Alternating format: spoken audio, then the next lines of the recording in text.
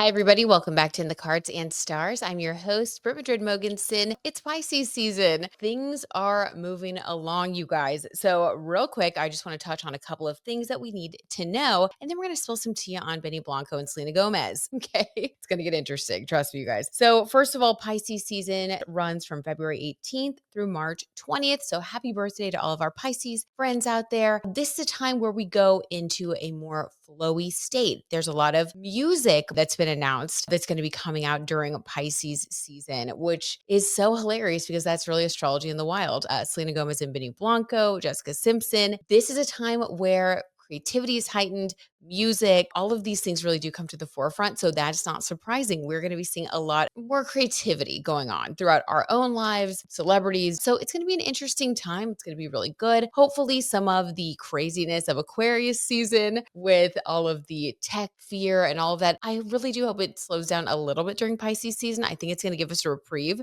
because this is a more spiritual time. So take this time to zen out a little bit, get in touch with yourself, do something creative, let your life flow, let go and let it flow. That's kind of the theme of Pisces season. And I do have good news for you guys because next week, finally, after a very long retrograde, Mars, the planet that rules our energy, our passion, our get up and go kind of drive, has been retrograde since December 6th. And that means we've all felt like we're kind of walking through quicksand. I know I felt that way. I can't catch up. So if you guys have been feeling that way too, thankfully it's going to be all systems go once Mars finally goes direct on the 23rd. And it's going to be, slowly regaining speed. When planets go direct, it doesn't just like automatically change, but we're going to finally see the momentum picking up again. We're going to see the direction things are moving in, and it's going to feel really good. We're going to feel alive. We have that to look forward to. Let's get into spilling the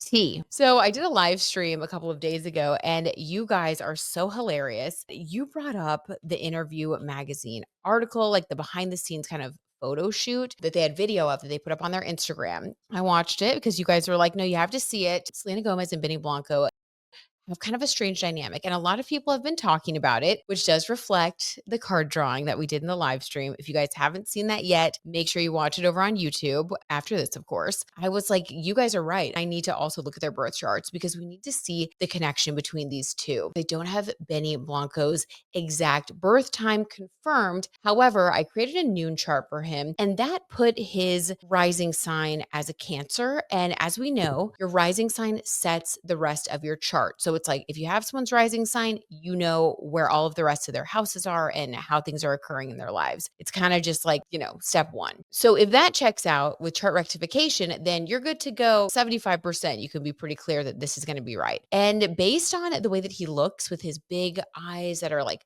almost like not watery, but they feel like water sign eyes. People with prominent water sign placements, especially rising, tend to have like really big eyes that like draw you in. Sometimes they're blue. Sometimes they're just like those kind of eyes that are bigger than the rest of their features, like eyes that really stand out. He has that. So with his noon chart, he's a Cancer rising. And I do think that checks out. I really do. So we're going to set him as a Cancer rising, and we're going to go off of that assumption to speculate for entertainment purposes only. But we do know that his sun is in Pisces, moon is in Scorpio, Mercury in Aquarius. That's stuff that we know for sure whether or not we have his birth time. So just a little, astro teaching moment for anyone who's brand new here. But it takes a while to learn astrology. So I do like to throw those little tidbits in because we're all at like different places in our learning journey. It's ongoing. I learn stuff all the time from you guys too. But let's first talk about the fact that he's a Pisces. He's a Pisces sun. Well, this is birthday season, just started now. So the spotlight's going to be on him. Generally, that's a positive time. We tend to really enjoy our sun sign season. It's our solar return. It's when we get to shine. We're feeling good. I do think that it makes sense given the fact that they are putting out their new album during this time. So Benny Blanco, it's kind of like in the past, he's worked as a producer on a lot of major artists' works. Justin Bieber, Britney Spears, like just A-list musicians. He has been a producer, the man behind the curtain. But now, no coincidence, but astrology in the wild, during Pisces season, his solar return where he gets to shine finally, he is going to be like front and center with Selena Gomez in this new album. And they've been doing press for it. And I thought the press was really cute. I did like seeing them together with Interview Magazine. And I did think that they are still very quirky and cute when I saw the behind the scenes video. But if we look at their birth charts, we can see why there may be kind of a disconnect there where a lot of people are thinking this is kind of a weird couple. It seems like Selena isn't that into him. It seems like he's kind of a goofball. Let's go ahead and talk about the planets. The first thing that really stood out to me that I wanted to check on when analyzing the dynamic when it comes to that awkwardness or just that difference in humor. If we look at their Mercury signs, which is how we think, the way that we communicate, we can see that Selena Gomez has her Mercury in Leo. Leo is regal, refined. Yes, Leo likes the spotlight, but there are different types of Leos out there, okay? And just like there are different types of all of the different zodiac signs, there are certain Leos that are loud and in front and like to be the center of attention no matter what. There are other Leos who like to be the center of attention, but in a refined, regal way. Remember, Leo also rules like royalty. And what do we know about the royals? They had all these rules and regulations. Like you can't wear this specific nail polish. You have to have your skirt at a certain length at all times, like tons of rules, right? With Selena Gomez, when I watched that video, I was like, okay, I feel like we're seeing the regal Leo energy here with him. It's like she's wanting to present this certain type of aura that doesn't necessarily read well when you put her next to Biddy Blanco. What actor or actress, dead or alive, would play them in a movie? Either like Jesse Eisenberg or Dave. Jesse. I loved him. I think Jesse Eisenberg should play you too. No, I don't. Okay. I don't know enough actors. Dead or alive? Who's dead? Oh, Meryl Streep. Oh, that's very sweet. Marilyn Monroe. Marilyn Streep Rowe. Because his Mercury and communication style is an Aquarius, zany, quirky, off the wall, silly, eccentric, fun. And also, you guys, when I kind of lost it during the live stream, when I just like could not stop laughing about the bath of cheese, I realized the reason that he like cracks me up and it hit my funny bone. It really did. Like I could not contain myself. It's because I have an Aquarius rising placement. So like I get it. Like I just something about the way that he thinks it communicates, I actually think is really hilarious. Now, some of the gross stuff, I mean, I can't get on board with that. But just like the quirky zaniness, like it entertains me a lot. I genuinely like his vibe overall. But again, it's because we all have different placements, right? Now, for Selena, is this a good thing that she is being forced to get out of her comfort zone? Or is this something that's awkward to where a lot of people were saying, in the comments, even on that post, which goes definitely in alignment with that reading that we did, a lot of people are commenting like, oh, this isn't going to last. You can tell she doesn't like him, all of that. Is that the case, allegedly, for entertainment purposes only? Well, let's refer to Selena's birth chart, which, by the way, we do have a verified birth time. If we go to her birth chart, we can see where her North Node is, where her Chiron is. These are places that I like to look at when we're talking about bigger themes. Like when you're making a commitment, especially, is this person that you're committing to going to move you closer to who you're supposed to be or farther away from that? And that can tell us, is this long term? Was this her being annoyed or is she like being pushed out of her comfort zone in a way that's good for her? Her North Node is in Sagittarius and her Chiron is in Leo. Okay, guys, this to me clarifies so much. I feel like this is like the smoking gun. And I do think this bodes well for them in the future. If they can get past some of the little bumps of people saying what they're saying about them, like what we got in that reading, if Selena Gomez specifically can get past it, then I think it's good for her. But this is one of those iffy situations where she may decide to leave this person or walk away because her Chiron in Leo is conjunct her Venus and her Mercury, which means what we're all kind of seeing with the way that they interact and speak, I do think it's kind of a big deal because this is all about her greatest wound, meaning she does need to learn to not take herself so seriously. She needs to shift from being that like regal perfectionist Leo to being the fun, zany Leo that just has a good time and doesn't like take things too seriously. And the reason that we know that that's part of her path is because her fifth house is ruled by Sagittarius and contains her North Node. Now, the fifth house is your inner child. It's also motherhood, creativity, and Sagittarius is like expansive and definitely like thinking outside of the box. So she has these like placements that are really meant to push her outward, like out of her own head, out of her own little, like, it makes me think of like Eight of Swords, like prison of the mind. Like she's supposed to be pushed out of this. So I think it's really good for her, but I think it creates a lot of resistance. But it would be very healing for her if she could just accept the gift that Benny brings to her of not taking herself so seriously, self-love, less perfectionism, more joy. Like these are the themes, right? And by the way, I'm not judging because we all have these themes and different things that we have to work on and that we're being pushed towards. But that's hers. So I'm like, "Oh my god, okay. This is really cute, but I get this vibe of like this is your mission should you choose to accept it, Selena, And we'll see if she does or not. We got that 8 of Cups walking away card in the last reading, so I don't know. We'll do another little refresher reading here at the end, but I'm very much on the fence. It could go either way at this point. So here's the other thing. So getting silly, getting creative, that's all very good, but it's irritating at the same time, right? It's sort of like the thing that's going to help her is also the thing that she kind of is uncomfortable with. She just wants to get away from it, which we saw from the vibes. Also, with Chiron conjunct your Venus, natal Venus, and Mercury, this has to do with experiencing pain through relationships and life lessons through love, relationships, and also connecting intellectually with people. This made me think of like Justin Bieber, The Weeknd. So, like, she's been through a lot. Okay. She's definitely been through a lot, but she is meant to heal that. The way that she's going to heal that is through the North Node in Sagittarius, through exploring, thinking outside the box, traveling, getting out of her own head, getting out of her own way. Sagittarius is just so joyful. Sagittarius is ruled by Jupiter, which is the giver of gifts and luck. And it's all about traveling. So, really, just like getting out of her comfort zone is so good for her. So, I love that for her. I love that she's doing that. I love that Benny brings that into her life.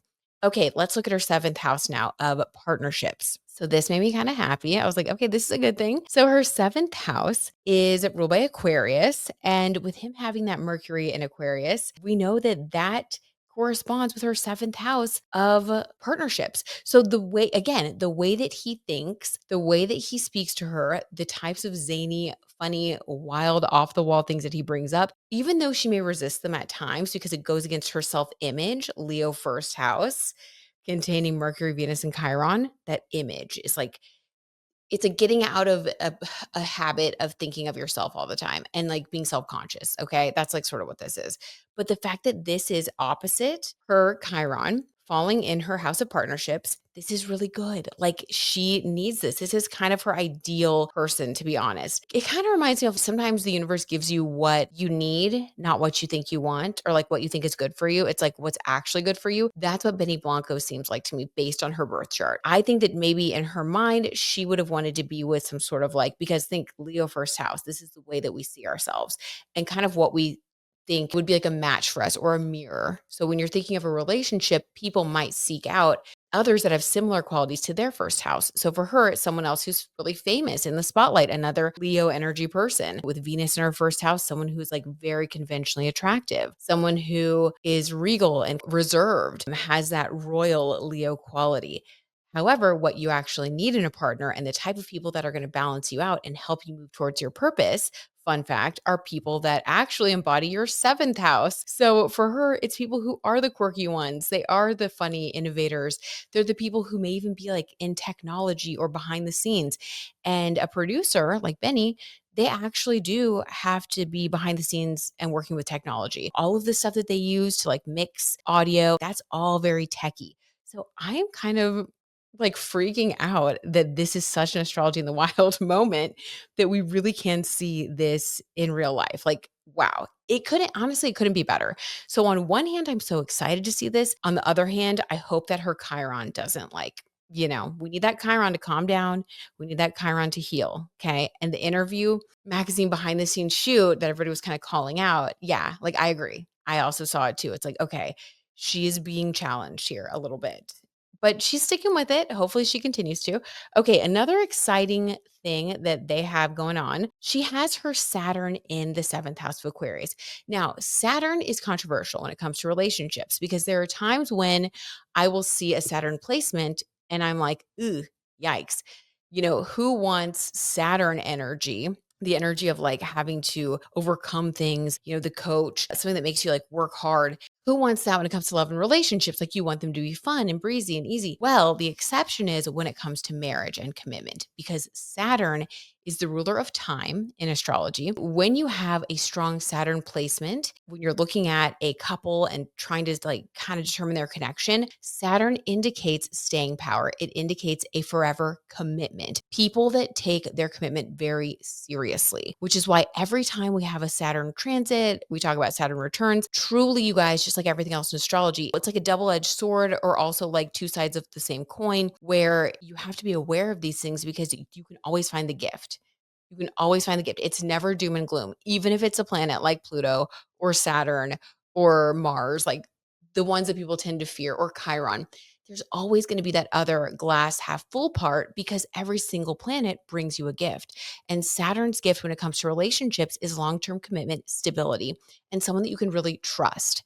So, again, I love this. Now, the seriousness part, I feel like, I don't know. We're going to have to see this play out because I feel like she wishes that he was a little bit more serious, but I also feel like he is the type of person that she could actually commit to and stick with it, and vice versa. So, okay, that's positive. Love that. Now, when we look at the rest of their placements, let's check out Venus and Mars. Very important. So, something that is pretty amazing, wonderful connection for any people to have when they're like romantically involved is the Mars Venus conjunction, which they have, you guys. Mars is the traditionally considered like masculine energy of like pursuit. Think the wands suit when we're doing our readings. But this is like Wands energy. This is the energy of fire and passion. And so Selena's Mars in Taurus is conjunct Benny's Venus in Taurus. So what's funny is she kind of wears the pants in the relationship based on this. And I think that's so accurate. Like when I was watching In the shower, and then I cry about it a little bit. the video, I was like, yeah, like he is giving golden retriever energy. She is the boss. She's the queen. She is the royal regal Leo. And he just feels happy to be in her presence. Like he just wants to be one of the little serfs. Like, and it's actually really sweet. And I think it's what she needs. I think for her, the more she can accept herself with that Venus and Chiron in the first house of self, the more she accepts herself, the more she can accept him. I know it's kind of crazy, but like this is what she needs. Please just do it, Selena. We got your back. So, okay, so that tells me like good romantic connection. There's like romance, love, and passion. And she's the one that wears the pants, or she's the one that is really the one that everything revolves around. He kind of follows her lead. Let's pull a couple of cards in light of the birth charts. I feel like we know so much more now. Let's just do a general reading, like on their connection, past, present, future, just on their relationship. Before I did the reading on their album. So now it's just like their relationship, their connection, past, present, future. So in the past, when they first got together, they were motivated by Knight of Swords. That is so funny because this is communication. So yes, communication brought them together. I think they did meet because they did a music video together. So yeah, we have the Knight of Swords bringing them together. I also think that he was the one pursuing her. Oh, and I just dropped something. Okay, today, presently, King of Cups energy. This is love. So, yeah, this is Benny. This is love. Also, the King of Cups is associated with Pisces. Today is the first day of Pisces season. He is a Pisces sun, Pisces north node, Pisces midheaven. So there is a lot of Pisces energy surrounding Benny Blanco. And so he's showing up here just fully giving his heart full of love, a heart on a silver platter, just that supportive, loving person that we were just kind of talking about, that ideal person for Selena, to be honest, someone who will truly love her through and through. Okay. And then our future card. What's next for them? Allegedly, for entertainment purposes only. Okay, the King of Pentacles in reverse. This is what I was getting last time that I don't love. I don't know if their album's going to be as successful as they think it will. I hope it will, but the readings have not been so great. Let me get another one. And the Magician. Okay, but it's fine. They can transmute anything into more magic. So basically for them, we have a little bit of pressure financially, which I mean, they have so much money. I think they're going to be fine. I just see something that they thought was going to be successful and fruitful that might not be. And I think that Benny might take it harder than Selena because I feel like that's sort of what he feels like he contributes to the world is, his music when we're talking about career. And I think it's going to make him feel not so great. So that can cause a little bit of tension, but they do have the magician card, which means they can turn anything around. They really can get through anything. So as long as they just stay in manifestation mode and move through it, they're going to be just fine. And they're going to be manifesting all kinds of new things for their relationship. So let me know what you guys think in the comments below. Do you agree with that? What do you think of the birth charts? Are you excited for Pisces season? I want to hear it all. And if you haven't joined yet, be sure to join Patreon. Go to patreon.com/inthecardsandstars so that you guys can get extra bonus videos, pick a card readings, tarot, tea, the gossip that we're not going to be sharing on here because it's a little bit too spicy. All right, guys, I'll see you soon.